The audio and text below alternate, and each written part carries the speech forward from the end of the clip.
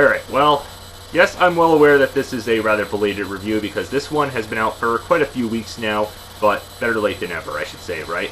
After all, I did anticipate it. DC's Justice League. Yes, this is obviously based around the Batman v Superman, Batman, Man of Steel's Superman, Wonder Woman, and combines Aquaman, The Flash, and Cyborg, and so forth. So, what did I think about it? I thought it was pretty good. Yeah. After the rather neutral expectations I had with this, seeing that Zack Snyder was going to return for this to direct it, and, well, there was some directing issues with this movie as well, and actually it improved over Batman v Superman because, first of all, Joss Whedon, who we all know is famous for The Avengers, the first one that came out in 2012, the big first get-together movie, and that was a huge, colossal hit after all the anticipation, and that just blew us away completely. And yeah, we all know DC comic movies. I don't think I have to explain this much further. They have not had exactly the best track record aside from the Dark Knight trilogy.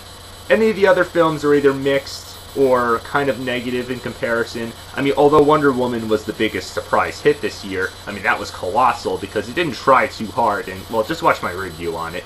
I don't think I have to further explain it. And yes, she is in this movie as well as she made her first appearance, Gal Gadot, as Wonder Woman in Batman v Superman. Yes, we all know Batman v Superman was kind of a mixed bag to somewhat negative. It was rather bloated.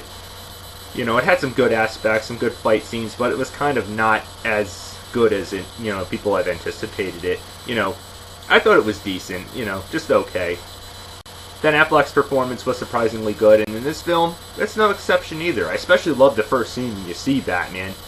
After all the hate mail that the directors and producers of these films were going to get when they first casted him, it's because we had Daredevil scarred in our minds. Why else, right? I mean, that was not exactly Marvel's best movie, but yeah, Marvel's been on the big roll, and they're not stopping.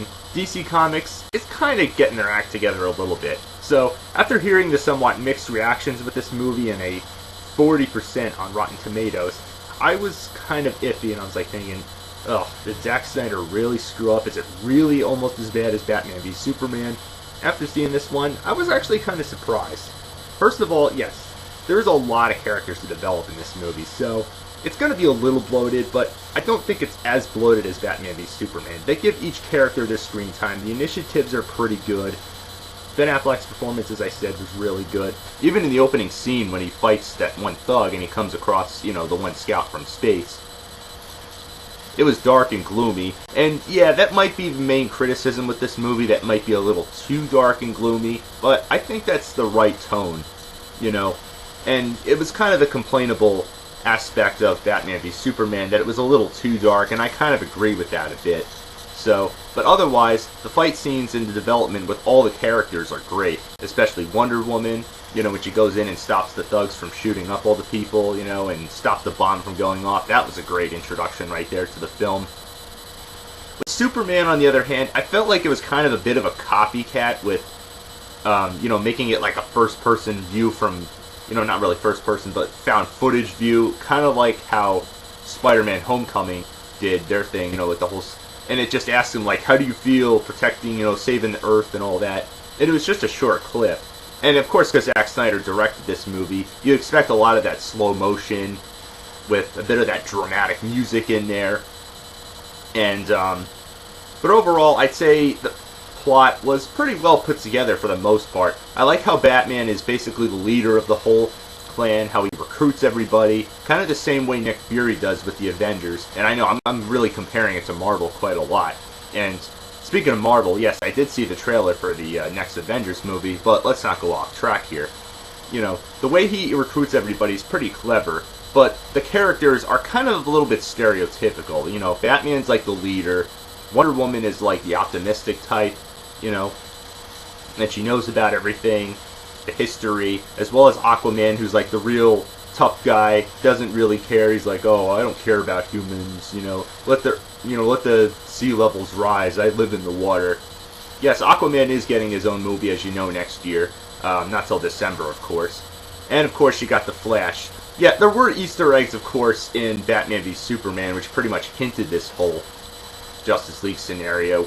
You saw Aquaman for a brief period, The Flash, and even in Suicide Squad, which I did hear is getting a sequel, as well as a Joker and Harley Quinn spin-off about their own story, I guess, about their relationship, even though it's the most twisted one I've ever seen.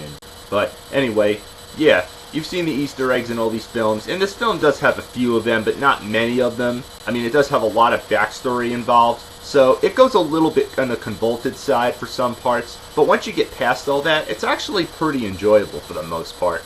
I don't think it's as good as Wonder Woman. I mean, yeah, Wonder Woman raised the bar really high, but it's definitely better than Batman v Superman. Once you get all the fight scenes and everything in there, it's really good. I mean, it's very well choreographed and everything, but I will say it's maybe a little too fast, and yes, there is a lot of silly humor in here, especially out of the Flash himself. I'm not going to lie or anything, he's a good character and everything, but I think he is just a little too silly, and he does get a little annoying at some parts, and he just loves to shout out too many puns here and there, and, you know, like especially the silliest one was like, and yes, even Officer Gordon is in this, played by J.K. Simmons, who you probably remember him as the Daily Bugle guy from the Sam Raimi Spider-Man trilogy, and of course from Whiplash. He got an Oscar for that performance. So yeah, I find it funny how he's, you know, goes from the Marvel universe to the DC universe, and he's not the first one to obviously do that. But yeah, his appearances are pretty brief in this film. He doesn't have many appearances in this film. I didn't really expect a lot, and I wasn't completely disappointed. Neither does Amy Adams. She, well, does have a little more than him. And, well, that's kind of the only major problem with this film. As I said, it's a little rushed at some parts, and I feel like they could have had a little more into it.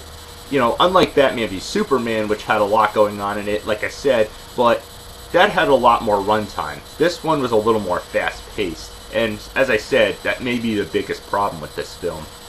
But otherwise, it's very fun to watch. I thought it was very enjoyable, and of course you also got Cyborg in there, who's, you know, the typical tough to get over past type of character, and the other superheroes had that problem. You know, like I said, you got Bruce Wayne, whose parents got shot, you got Wonder Woman, or Diana, whatever the hell you call her, who's, you know, still getting over the whole past with, if you saw the Wonder Woman movie, you know what I'm talking about. The Flash basically has no problems at all, but other than that, he's kind of silly, as I said before. But otherwise, I thought it was a very enjoyable film. But if anything, one major problem is probably the main villain, who I should probably, well, minor spoiler, is Steppenwolf. If you don't know about his character too much, he's obviously the uncle of Darkseid, which I thought it was going to be Darkseid, you know, from the Injustice 2 game, which I was a little bit hyped about, but no, he's just a typical cliche, wants to rule the earth, humans are weak type of villain. We've kind of seen this before, and honestly, I didn't think much of him. And even bringing back Superman, as you know, this is the most major spoiler I'll give out, but you know it's coming. Yeah. I thought it was pretty good welcome back for this, you know, because he needed him. He was the only one that was able to stand up against our main villain here, and the fight scenes are good. I just like how they bring him back and everything, and he recites the same exact line as Batman did against him in Batman v Superman, the "Do you bleed" line and everything. But I don't think this villain was as bad, you know, like a throwaway villain like Doomsday was in Batman v Superman. But, you know, as I said, he's not the most creative, put together type of villain. I mean, I expected better. But overall, the fight scenes and everything are good. There's a lot of silly stuff, and yes, there is actually a scene not only during the middle, but also at the end of the credits. I think the one after the credits at the very end was much more important, and is obviously hinting what's upcoming for this series.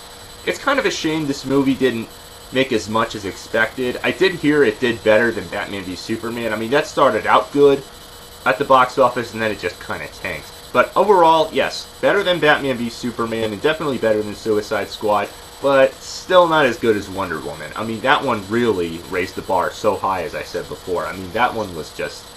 I could tell the director with that film was just having too much fun. But overall, I'd say Zack Snyder did a pretty decent job, even though Joss Whedon kind of picked up the slack a little with this film. It does have a bit of his trademark in here as well. But I'm interested and fascinated to see what's upcoming for this series. I'm still keeping my hopes high for Aquaman, which is due out a year from now. And I'm not completely giving up on DC, but let's face it, Marvel has pretty much won the battle here. With the upcoming films that they have next year, I mean, they got so much on their agenda. But overall, I'd say it's a pretty good time, very fast-paced, but could have been a little bit better. So, Overall, I give it a Rockin' Wiimote Wii Motion Plus up and a plain Wiimote up. It's a good time.